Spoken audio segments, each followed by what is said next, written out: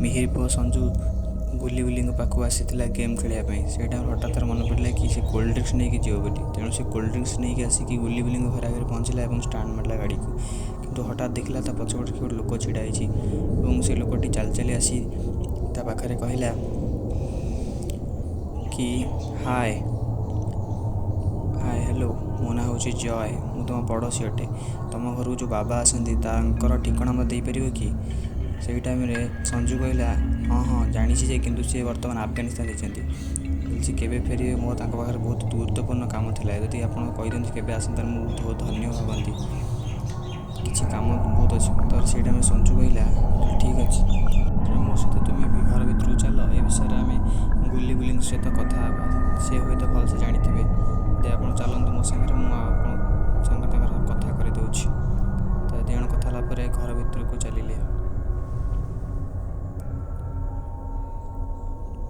ତ ଘର ଭିତରେ ଗୁଲି କିଚେନ୍ରେ କିଛି କାମ କରୁଥାଏ ଏବଂ ବୁଲି କମ୍ପ୍ୟୁଟର ଦେଖୁଥାଏ। ସେଇ ଟାଇମ୍ରେ ହଠାତ୍ କିଏ କବାଟ ବାଡ଼େଇବାରେ ଲାଗିଲା।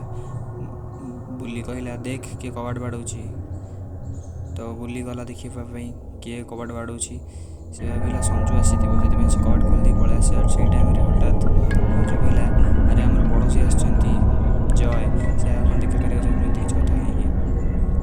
ତ ସଞ୍ଜୁ କହିଲା ତ ମୁଁ ଡାକିଦେବି ତାଙ୍କୁ, ଆପଣଙ୍କ କଥା ଅଛି। ତ ସେଇ ଟାଇମ୍ରେ ଗୁଲି କହିଲା ତ ବାହାରୁ କାହିଁ ଛିଡ଼ା କରୁଛୁ, ତ ଭିତରକୁ ଡାକି ଜଲ୍ଦି। ତ ଜୟ ଗଲା ତାଙ୍କୁ ଡାକିବା ପାଇଁ।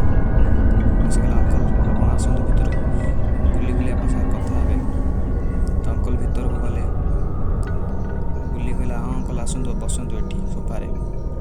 ତ ଜୟ ଅଙ୍କଲ ଆସିଲେ ଏବଂ ସୋଫାରେ ବସିଲେ। ତା ସହିତ ସଞ୍ଜୁ ମଧ୍ୟ ସେଇ ସୋଫାରେ ବସି ପଡ଼ିଲା ଏବଂ ଗୁଲି ଆସିକି ଅଙ୍କଲଙ୍କୁ ପଚାରିଲା ହଁ ଅଙ୍କଲ କୁହନ୍ତୁ, ଆପଣ କେଉଁ ବିଷୟରେ କଥା କହୁଥିଲେ? ଜୟ ଅଙ୍କଲ କହିଲେ କି ମୋର ଗୋଟେ ଘୁଷୁରୀ ଫାର୍ମ ଅଛି, ମୁଁ ସେଠାରେ ଘୁଷୁରୀ ବିକାବିକି କରେ।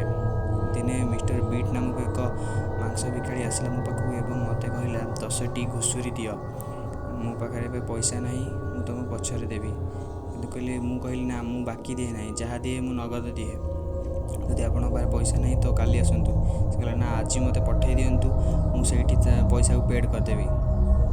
ମୁଁ ମୋ ଡ୍ରାଇଭର ସହିତ ପଠାଇଦେଲି ସେଠିକି, କିନ୍ତୁ ଏପର୍ଯ୍ୟନ୍ତ ମୋ ଡ୍ରାଇଭର ଆସିଲା ନାହିଁ। ସେ ବହୁତ ବିପଦରେ, ବୋଧେ ମୋ ବାବାଙ୍କ ଦରକାର ଅଛି ମୋର। ତ ଗୁଲି କହିଲା ହଉ ଠିକ୍ ଅଛି, ବାବା ତ ଆସିନାହାନ୍ତି, ବାବା କୁଆଡ଼େ ଯାଇଛନ୍ତି, ଆପଣ ଅନ୍ୟ କାହାର ସାହାଯ୍ୟ ନିଅନ୍ତୁ, ବାବା କେଉଁଦିନ ଆସିବେ ଠିକ୍ ନାହିଁ। ଅଙ୍କଲ କହିଲେ ନା ମୋର ବାବା ହିଁ ଦରକାର, କାରଣ ମୁଁ ଯାହାକୁ ବି ପଚାରିଛି ସେ କୌଣସି ବି ମୋତେ ସାହାଯ୍ୟ କରିବା ପାଇଁ ରାଜି ହେଉନାହାନ୍ତି। ଗୁଲି କହିଲା ସଞ୍ଜୁ ଯାହା କୋଲ୍ଡ ଡ୍ରିଙ୍କସ୍ ଆଣି ପିଇବା ଆମେ ଏବେ। ସଞ୍ଜୁ କହିଲା ନା ଏବେ ପିଇବାନି, ଏବେ ଅଙ୍କଲ ଅଛନ୍ତି ତ ଚୁପଚାପ ରହ, ସେ ଗଲେ ପିଇବା। ମୁଁ କହିଲା ହଉ ଠିକ୍ ଅଛି, ଏବେ ତ ପିଇବାନି, ହେଲେ ଯା ନଟିଆ ଦୋକାନରୁ କିଛି ବରା କିମ୍ବା ସିଙ୍ଗଡ଼ା ନେଇଆ, ଆମେ ତାକୁ ପଛରେ ପାର୍ଟି କରିବା, କୋଲ୍ଡ ଡ୍ରିଙ୍କସ୍ ମିଶି ଖାଇବା, କିନ୍ତୁ ଆଣିଲା ବେଳେ କିଛି ବି ନ ଖାଅ, ହେଲେ ବହୁତ ମାଡ଼ ପଡ଼ିବ। ତ ଗୁଲି ଏବଂ ଆସିକି ବୁଲି ପାଖରେ ବସିଗଲା। ଅଙ୍କଲ ହଠାତ୍ ତାଙ୍କ ମୁଣ୍ଡରେ ହାତ ଦେଇ କିଛି ଚିନ୍ତା କରିବାକୁ ଲାଗିଲେ, କ'ଣ ଏଥିରୁ କିପରି ବାହାରି ହେବ। ବୁଲି ତାଙ୍କ ମୁହଁକୁ ଦେଖିବାକୁ ଲାଗିଲେ। ଗୁଲି କହିଲା ଚାଲ ସେ ମିଷ୍ଟର ବିଟ୍ କିଏ ତା ବିଷୟରେ ଜାଣିବାକୁ ଆମେ। ହଠାତ୍ ସେଇ ଟାଇମ୍ରେ ଅଙ୍କଲ ମୁଣ୍ଡ ବୁଲେଇ ପଡ଼ିଗଲେ ସୋଫା ଉପରେ। ଅଙ୍କଲ ଆପଣ କ'ଣ ହେଲା ଉଠାଇବାରେ ଲାଗିଲେ। ବୁଲି ଟେନସନ୍ ହେଇଗଲେ। ଅଙ୍କଲଙ୍କ ଆଉ ମରି ଗଲେନି ତ, ବହୁତ ଟେନସନ୍ରେ ପଡ଼ିଗଲେ। କିଛି ସମୟ ଗଲା ପରେ ସଞ୍ଜୁ ମଧ୍ୟ ଆସି ଘର ପାଖରେ ପହଞ୍ଚିଗଲା। ହେଲେ ଯେତେବେଳେ ସେ ଘର ଭିତରକୁ ପ୍ରବେଶ କଲା, ଦେଖିଲା କି ସବୁ ସୁନସାନ ଲାଗୁଛି। ସେ ଦେଖିଲା ଗୁଲି ଚୁପଚାପ ଏବଂ ଅଙ୍କଲ ସମସ୍ତେ ମୁଣ୍ଡରେ ହାତ ଦେଇ ବସିଛନ୍ତି। କହିଲେ ଆରେ କିଛି ଆଣିନୁ କିରେ? ଗୁଲି କହିଲା ନା ମୁଁ 3ଟା ବେଳେ ଥିଲା, ତାକୁ ଖାଇ ଦେଇକି ବାଟରେ ମୁଁ ଆସିଲି। ଶୁଣୁ ଗୁଲି ମୁଣ୍ଡରେ ହାତ ବାଡ଼େଇବାକୁ ଲାଗିଲା, କି ଛୁଆରେ ତୁ। ସେ ଅଙ୍କଲ କହିଲେ ଥାଉ ମୋର ମିଠା ଦରକାର ନାହିଁ, ମୁଁ ଘରୁ ଖାଇକି ଆସିଛି। ଯଦି ବାବାଙ୍କ ଆସିଲେ ମୋତେ ଯଦି କିଛି ଖବର କରିଦିଅନ୍ତି, ତ ମୁଁ ମିଷ୍ଟର ବିଟ୍ରୁ ଠାରୁ ମୋ ଡ୍ରାଇଭରକୁ ମୁଁ ବଞ୍ଚାଇ ପାରନ୍ତି, ତାହେଲେ ନିଜକୁ ବହୁତ ଧନ୍ୟ ମନେ କରନ୍ତି। କହିଲି ମୁଁ ଚାଲୁଛି ମୋ ଡ୍ରାଇଭରକୁ ବଞ୍ଚାଇବି। ସେଇ ଟାଇମ୍ରେ ହଠାତ୍ ଗୁଲି କହିଲା ନା ଆମେ ସମସ୍ତେ ତୁମ ସାଥିରେ ଯିବୁ, ତୁମେ ଟେନସନ୍ ନେବାର ନାହିଁ, ଆମେ ସମସ୍ତେ ସାଙ୍ଗରେ ହିଁ ତୁମକୁ ସାହାଯ୍ୟ କରିବୁ। ସଞ୍ଜୁ କହିଲେ ହଁ ଚାଲ, ମୁଁ ଗାଡ଼ି ବାହାର କରୁଛି, ଆମେ ଏକା ସାଙ୍ଗରେ ଯିବା ସମସ୍ତେ। ଏବଂ ସମସ୍ତେ ସେଇ ଟାଇମ୍ରେ ବାହାରିବାକୁ ଲାଗିଲେ।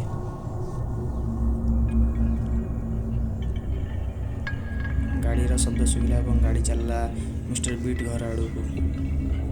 ରାସ୍ତାରେ କିଛି ବାଟ ଗଲା ପରେ ସୁନସାନ ସେଠି ଗାଁ ଗହଳି କିଛି ନାହିଁ, କେବଳ ସୁନସାନ୍ ରାତିର ଚକମକ ଲାଇଟ୍ ଭିତରେ ସେମାନେ ମାଡ଼ି ଚାଲିଲେ ଆଗକୁ। ହଠାତ୍ ଅଙ୍କଲ କହିଲେ, ଜୟ ଅଙ୍କଲ କହିଲେ, ଓହ୍ଲାଅ, ଏଇଟା ହେଉଛି ମିଷ୍ଟର ବିଟ୍ଙ୍କ ଘର, ଚାଲ ଆଗକୁ ଯିବା। ସେମାନେ ସମସ୍ତେ ଗାଡ଼ିରୁ ଓହ୍ଲେଇଲେ ଏବଂ ଆଗକୁ ବଢ଼ି ଚାଲିଲେ। କିଛି ବାଟ ଗଲା ପରେ ମିଷ୍ଟର ବିଟ୍ଙ୍କ ଘର ପଡ଼ିଲା ଏବଂ ସେ ସେଇଠି ଲୁଚିକି ଦେଖିଲେ କି ମିଷ୍ଟର ବିଟ୍ କିଏ କହୁଛି। ଅଙ୍କଲ କହିଲେ, ଦେଖ, ଇଏ ହେଉଛି ମିଷ୍ଟର ବିଟ୍। ଦେଖ ସେ କିପରି ହୃଦୟ ଭାବରେ କାଟି ଚାଲିଛି ମାଂସ ଗୁଡ଼ାକୁ। ସମସ୍ତେ ଦେଖିକି କହିଲେ, ଓ କେତେ ଡରାବନା ହେଇଛି ଏ ଦୃଶ୍ୟ।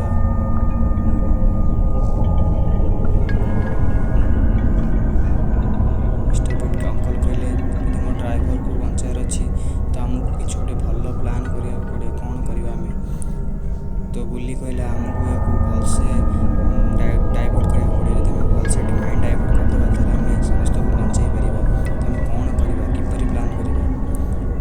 ବୁଲି କହିଲା, ତ ଆମେ କିଛି ଗୋଟେ ଭଲ ଆଇଡ଼ିଆ କରିବା ଯେମିତିକି ଆମ ଜୀବନ ବଞ୍ଚାଇଯିବ ଏବଂ ସମସ୍ତେ ଏଠୁ ଭଲରେ ଆମେ ଏଠୁ ବାହାରିଯିବା। ତ କିଛି ଗୋଟେ ହିଁ କରିବାକୁ ପଡ଼ିବ। ମିଷ୍ଟର ବିଟ୍ ବହୁତ ଖତରନାକ ମୋତେ ଯାହା ଲାଗୁଛି। ସେଇ ଟାଇମ୍ରେ ଗୁଲି କହିଲା, ତ ମୁଁ ମୋ ଜୀବନକୁ ବିପଦରେ ପକାଇ ଯାଉଛି, ବଞ୍ଚେଇବି। ମୁଁ ତାଙ୍କ କଥା ଡାଇଭର୍ଟ କରୁଛି, ଚାଲ। ସେଇ ଟାଇମ୍ରେ ସଞ୍ଜୁ କହିଲା, ହଁ ମୁଁ ବି ତୋ ସାଥ ଚାଲ ଯିବା ଆମେ। ଦୁଇ ଜଣ ବାହାରି ଚାଲିଲେ ମିଷ୍ଟର ବିଟ୍ କତିକି।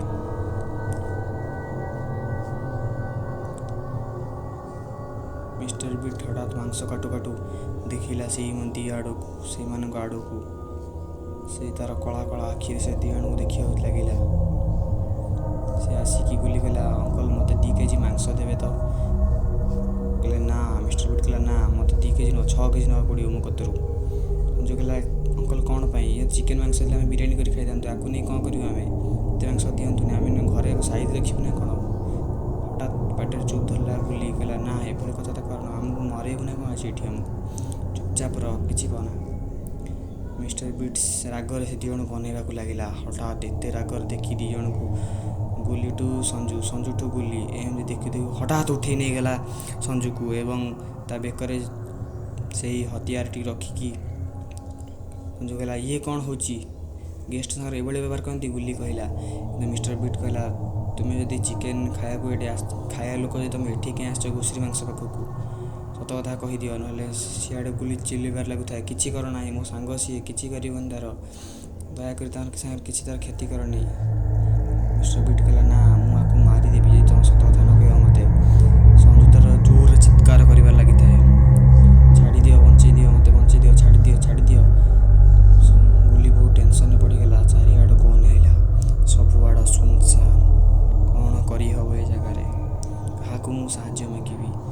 ତ ଆଗକୁ ଦେଖିବା ମିଷ୍ଟର ବିଟ୍ ଠାରୁ କ'ଣ ଗୁଲି ସଞ୍ଜୁକୁ ବଞ୍ଚେଇ ପାରିବ, ନା ଏମାନେ କିଛି ଭଲ ପ୍ଲାନ୍ କରିବେ?